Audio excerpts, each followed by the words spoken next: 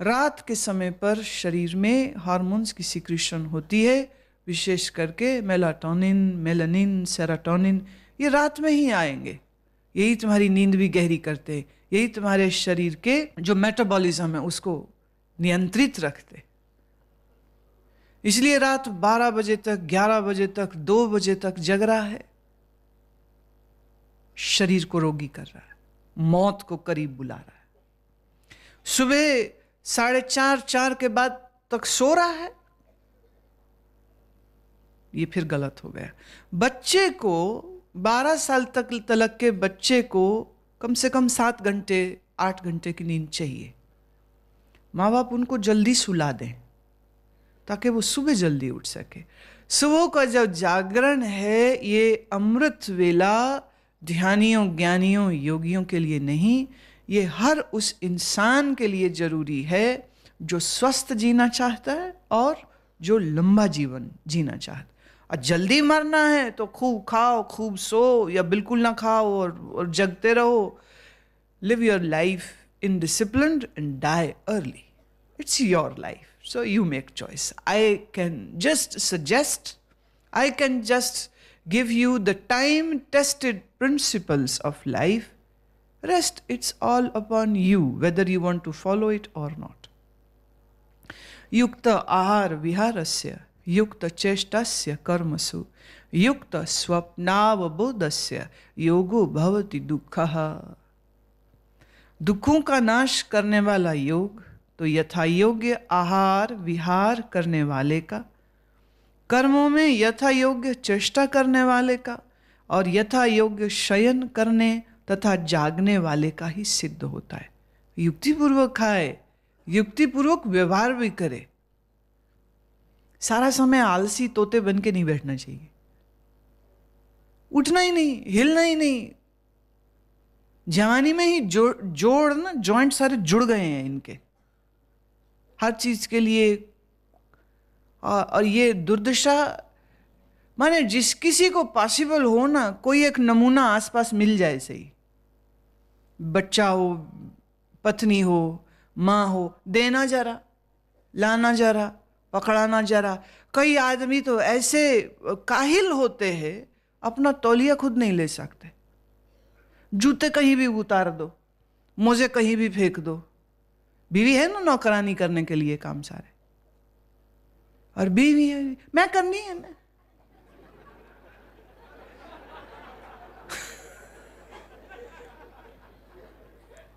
क्यों करती है तू? तेरे पास और 10 काम नहीं है? उस मूर्ख को कह अपने हाथ हिला। क्यों नहीं? Why not? Why can't we do our work ourselves? This should be a dignified way of living. बल्कि पत्नी अगर ऐसा कहे भी, ये जनानियों की आदत होती है, यही करती रहेंगी सारा समय। अगर ऐसी बात बोले तुम्हारी बीवी या तुम्हारी माँ, उसको बोल चुपचाप बैठ जा, मैं बीमार नहीं हूं, मैं स्वस्थ हूं, मैं अपना काम खुद कर सकता हूं। पर हमारे यहाँ इतनी गरीबी भोगी है ना, सच में तुम लोगों ने, इस देश ने इतनी गरीबी भोगी है, इतना कष्ट पाया है कि आज वो चाहता है कि मैं सेठ बन के बैठूं और कोई और मेरे काम कर दे। कोई और रोटी पकाए, कोई और कपड़े संभाले, कोई और। Someone should do. You need someone to do your work. माइयां घर में लगी हैं। क्यों लगी हैं? नौकरानियां घर में क्यों हैं? प्रश्न उठते हो। क्यों?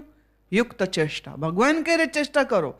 क्यों है नौकरानियां तुम्हारे घर में? 2-2, 3-3 कपड़े अलग धोए, बर्तन वाली कोई अलग, सफाई वाली का 3-3। ये बैठी मोटल्ली बनती रहेगी और फिर रोती रहेगी, काम वाली आती नहीं है, फिर चीख चीख करेगी, सफाई नहीं करती, ये वो। खुद काम करो, तेरा घर है, खुद काम करो। Why not? जो महिलाएं नौकरी करती हूं या अस्वस्थ हों, उनके लिए ठीक है हेल्पिंग हैंड लें, पर जो स्वस्थ है, जिसने नौकरी पर नहीं जाना, वो अपना घर का काम खुद क्यों नहीं कर सकते? Physical exercise. तुम्हारे शरीर में 300 जॉइंट्स हैं, कपड़ा धोने से, मशीन नहीं, मशीन में डालना ये काम नहीं होता है, हाथ से धोए। निचोड़े, अभी एक्सरसाइज है रिस्ट की, काटना, बनाना, साग घोटना। पुरानी माताएं चक्की भी पीसती थी, कभी मोटी नहीं होती। आज भी तुम राजस्थान, गुजरात, गांव देहात में चले जाओ, तुम्हें एक मोटी औरत नहीं मिलेगी। कोई उनको ब्लड प्रेशर नहीं। क्यों नहीं है? मोटा खाना, डट के काम करना, कुएं से पानी निकालना आसान काम है, रस्सी खींचना आसान काम है, लकड़ी चीरना। उत्तरांचल, हिमाचल प्रदेश, ये जितने पहाड़ी क्षेत्र है, यहाँ की महिलाओं को तुम कभी मोटा नहीं दे। इतना तेज काम करती है, आयु 60-65 की हो जाए, पेड़ पे चढ़ जाएगी, लकड़ी काट के नीचे ले आएगी, उसे कोई थकान नहीं। खासकर मैं उत्तराखंड की महिलाएं कह रही हूं, क्या दमखम है इनका, क्या ताकत है इनमें। वो बेचारी संस्कारों की मारी हुई पति के सामने हाथ जोड़ लेती है, नहीं तो इतनी ताकत है कि उसको भी बैंड बजा दे। वो बेचारी पति देवता है, पति मेरा स्वामी है, लगी रहती हाथ पैर जोड़ने। पिछले दिनों मैं पढ़ रही थी, आंध्र प्रदेश में महिलाओं के एक जत्थे ने शराब की सब दुकानों को तोड़ा और बंदों को मार मार के भगा दिया। वो गांव में अब एक भी शराब की दुकान नहीं। बोले ये बंदे हमारे जाएंगे, पी के आएंगे, फिर हम ही को पीटते हैं, पैसा सारा यहां बर्बाद करते हैं। वो किसी पे निर्भर नहीं रही, खुद चली गई। स्त्री ऐसी ही होनी चाहिए, शक्ति स्वरूप। पुरुष ऐसा ही होना चाहिए, शिव स्वरूप। अपना कार्य खुद करने में हमें सम्मान दिखना चाहिए, खुशी मिलनी चाहिए। जो वृद्ध हैं, जो अपना काम स्वयं नहीं कर सकते हैं, जो रोगी हैं, उनके लिए आप सेवा करिए। तुम्हें क्यों हर समय एक अटेंडेंट चाहिए? तुम बीमार नहीं हो। इसलिए भगवान कह रहे युक्त चेष्टस्य कर्मसु, चेष्टा करो, युक्तिपूर्वक करो। फिजिकल एक्टिविटी होनी चाहिए। मेरे हिसाब से दिन में किसी एक समय इतना काम फिजिकल करना चाहिए कि खूब सारा पसीना निकल जाए, सारे टॉक्सिन्स बाहर। तगड़े रहोगे, तगड़े शरीर से संसार भी भोगोगे, तगड़े शरीर से योग भी साधा जा सकेगा। भगवान कह रहे हैं युक्त स्वप्नावबोधस्य, नींद भी हमारी युक्तिपूर्वक हो। जागने और सोने का भी एक ढंग है, एक प्रक्रिया है। मुझे नहीं मालूम तुम में से कितने लोग जानते। If I ask you how do you sleep, what is the position of your body? What do you feel inside when you are about to lie on the bed? जब आप सिराने पे सिर रखते हो, उस समय क्या तुम ये देखते हो कि किस दिशा में सोना चाहिए? अर्थ का मैग्नेट है, आपके शरीर में मैग्नेट है, मैग्नेट की दिशा के अनुसार सोना चाहिए। इस बार के जो हमारा सोलकरी का इशू है, उसमें यही जागना कैसे, सोना कैसे, किस दिशा में सोना, किस दिशा में नहीं सोना। ये भ्रम नहीं है, मिथ नहीं है, अज्ञान, अंधविश्वास नहीं कि किस दिशा में सोना। ये एक वैज्ञानिक अर्थ का मैग्नेट का जो प्रभाव, कैसे वो हमारे शरीर पर काम करता है। तुम गलत दिशा में सो, तुम्हारे ब्रेन सेल्स डैमेज होंगे। किस दिशा में सोए पता होना चाहिए। और गलत दिशा में सोए, सपने ही आते रहेंगे, नींद नहीं आती रहे, बेचैन होगा, दिल धड़कता रहेगा। हुआ क्या? दिशा गलत हो गई।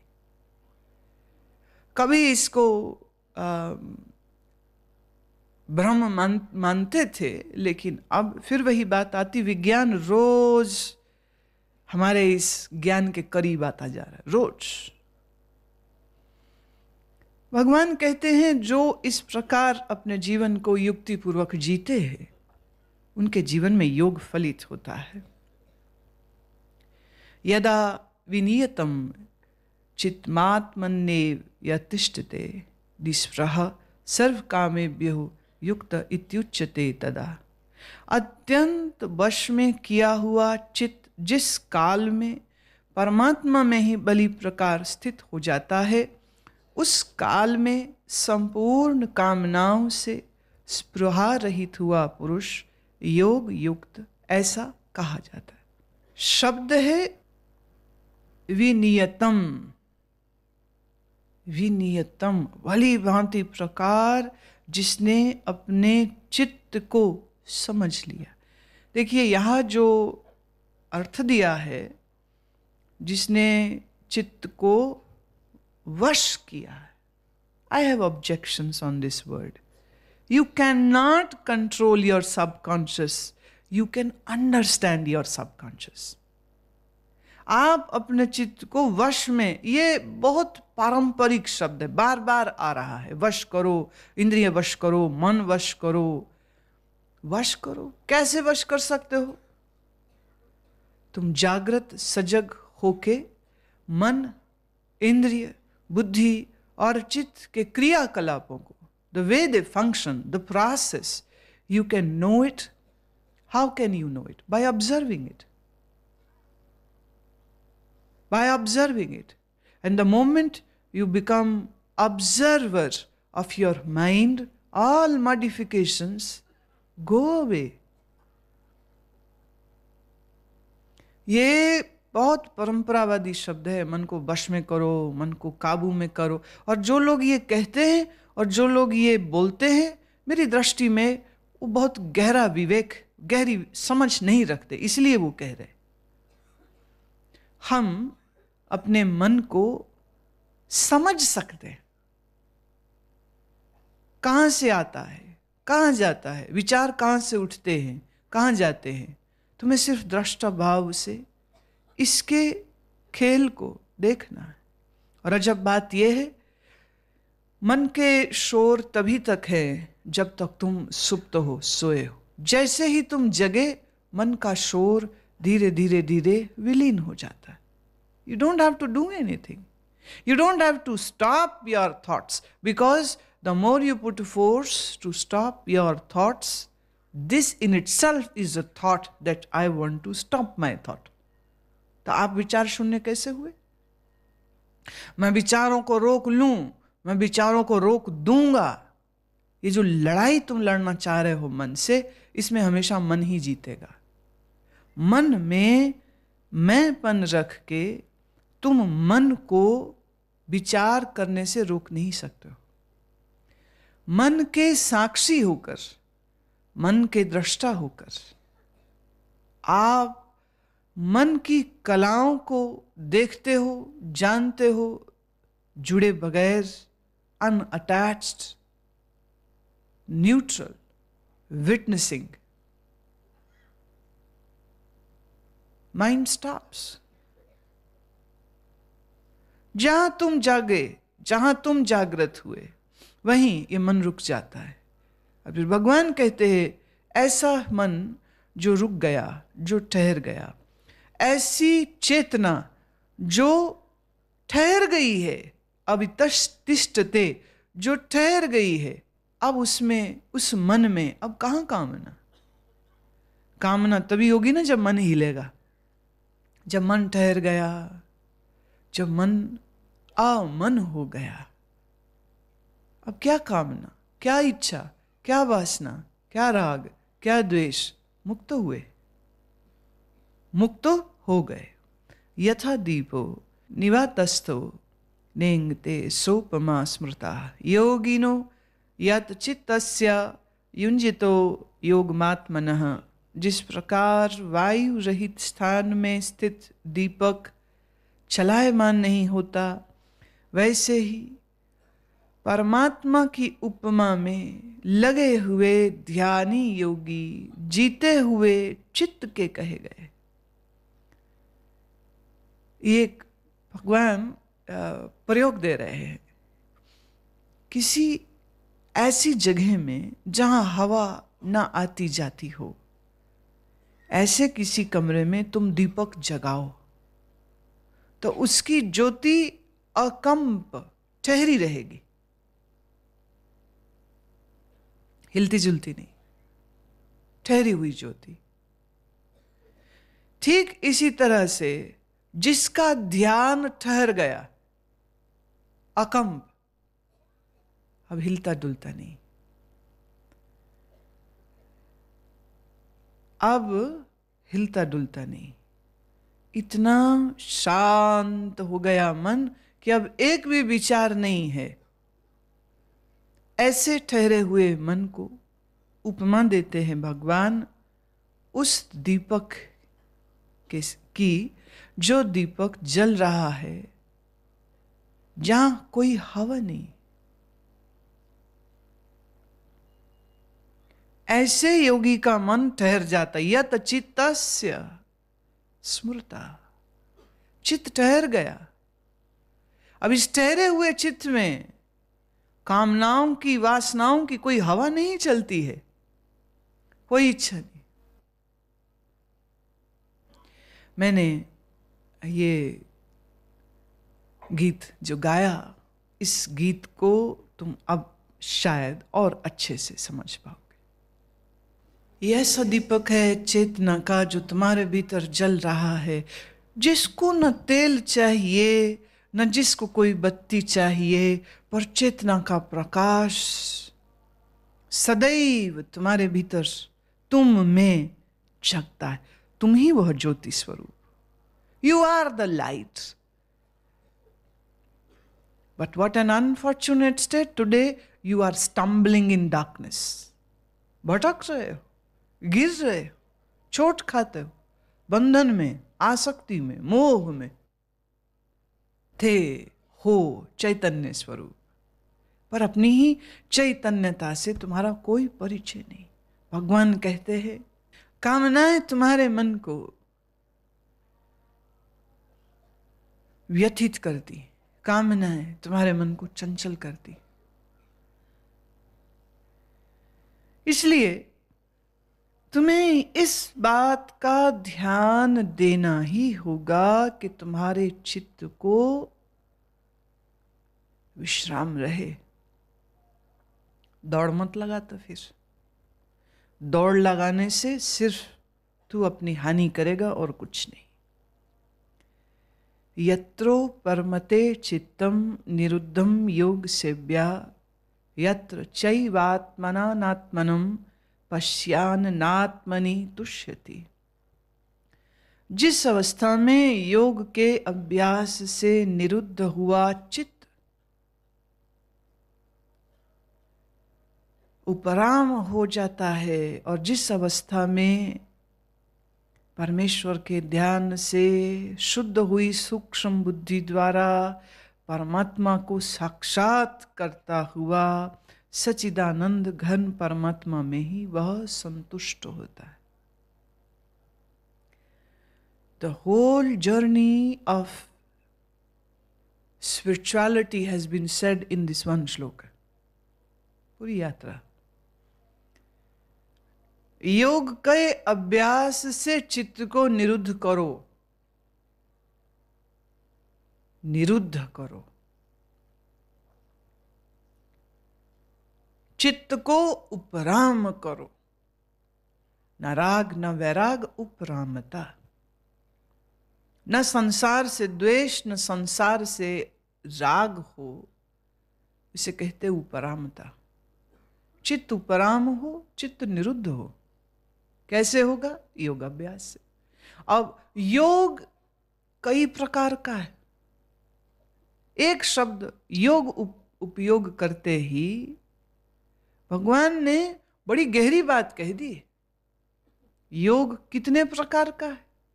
भक्ति योग, ज्ञान योग, हठ योग, राजयोग, कुंडलिनी योग, लय योग, मंत्र योग। भगवान ने कहा योग के अभ्यास से चित्त को निरुद्ध करो।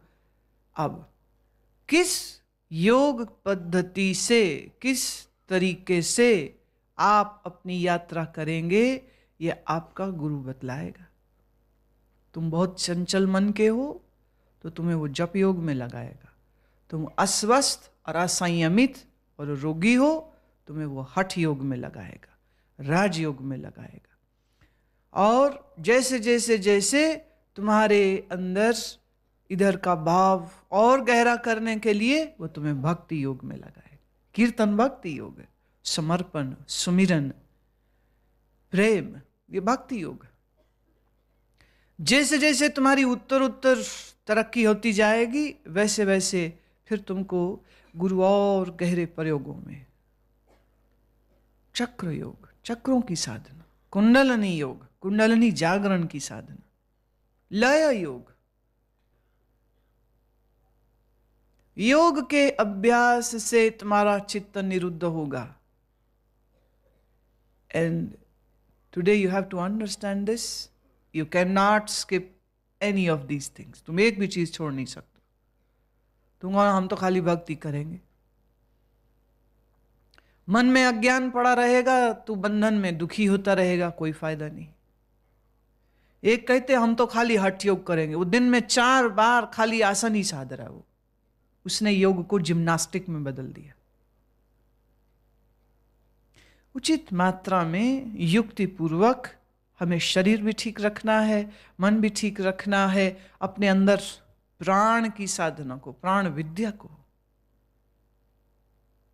क्या है ईड़ा, क्या है पिंगला, क्या है सुषुम्ना, क्या है कुंडलनी, क्या है चक्र।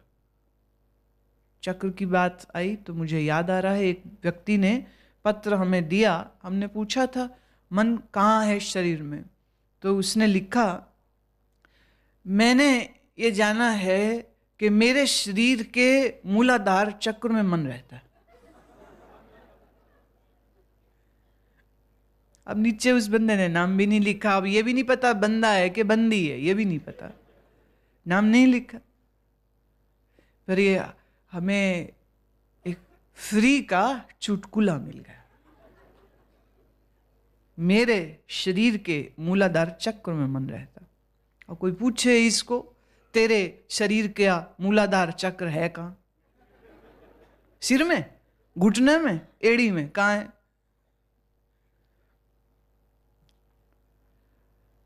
तोते हो तुम लोग बस। तुम कहोगे कभी कहते डंगर हो, कभी कहते तोते हो। हम मनुष्य इनको दिखते ही नहीं, क्या करूं मैं, बताओ ना। जितनी बात सुनी उतने को दोहरा देते हैं। हमसे सुन लिया मूलाधार चक्र तो शुरू हो गए मूलाधार चक्र में मन होता है। हमसे सुन लिया हम सच्चिदानंद साक्षी हैं, लिखने लग जाते मैं सच्चिदानंद साक्षी हूं, पर मन नहीं टिकता, क्या करूंगा। तू कैसा सच्चिदानंद है? तू कहे मैं जड़ दुखानंद, आनंद फिर नहीं जुड़ता उसमें। तुम दुख रूप हो, आनंद रूप कहां हो तुम? एक तरफ बोलो मेरे मुंह में मिश्री है, फिर को कड़वा बहुत है मुंह, बात बनती कोई?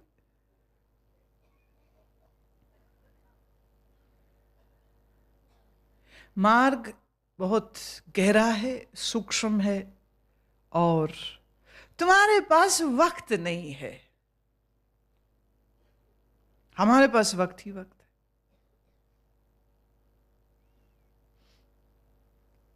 सबसे बड़ी बात, वक्त से भी ज्यादा तुम्हारे पास नियत नहीं है। नियत हो तो फिर वक्त भी निकलता है। भगवान कह रहे हैं कि योग के द्वारा अभ्यास करके चित्त को निरुद्ध करे, चित्त का उपराम करे, और फिर सूक्ष्म हुई बुद्धि में सच्चिदानंद का अनुभव हो जाएगा। सूक्ष्म हुई, शुद्ध हुई बुद्धि में, अशुद्ध बुद्धि में यह ज्ञान की अनुभूति नहीं हो सकती। शुद्ध बुद्धि में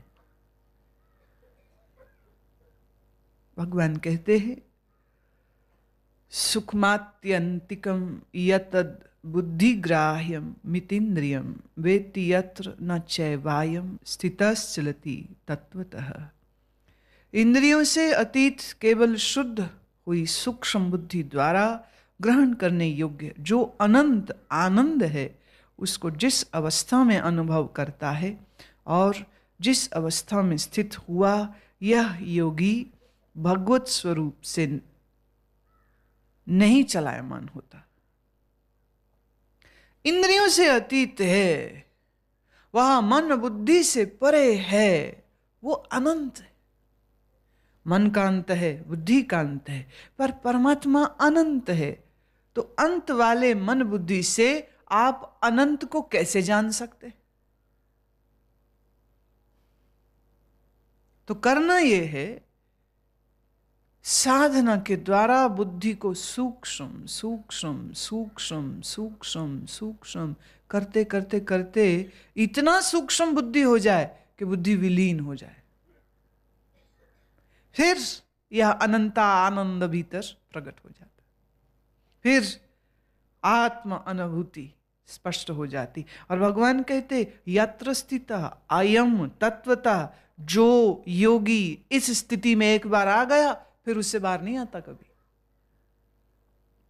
फिर योगी चलता हुआ, बोलता हुआ, उठता हुआ, खाता हुआ, पीता हुआ, यहां तक भागवत और विचार चंद्रोदय कहते रोता हुआ, सोता हुआ भी उसी सच्चिदानंद में स्थित होता है। क्योंकि रोना भी लीला होगी और उसका सोना भी लीला होगी, उसका खाना भी लीला होगी, क्योंकि उसका सारा जीवन लीला है। अब एक बार प्राप्ति हो गई, फिर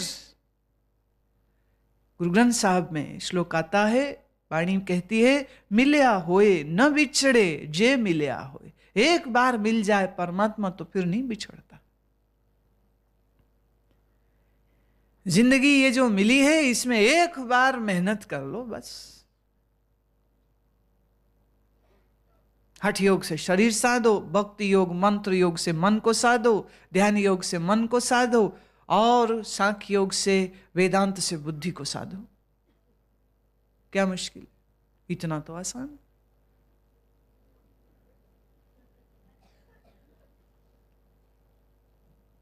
पर नीयतें साफ होती हैं जिनकी, उनका रब शाह रग से भी करीब। और जिनकी नीयत साफ नहीं है उनके लिए परमात्मा करोड़ों अरबों खरबों मील दूर, and not just ordinary miles, billion light years away, light years away. जिस गति से रोशनी यात्रा करती है उस गति से मापो इतना दूर है फिर परमात्मा।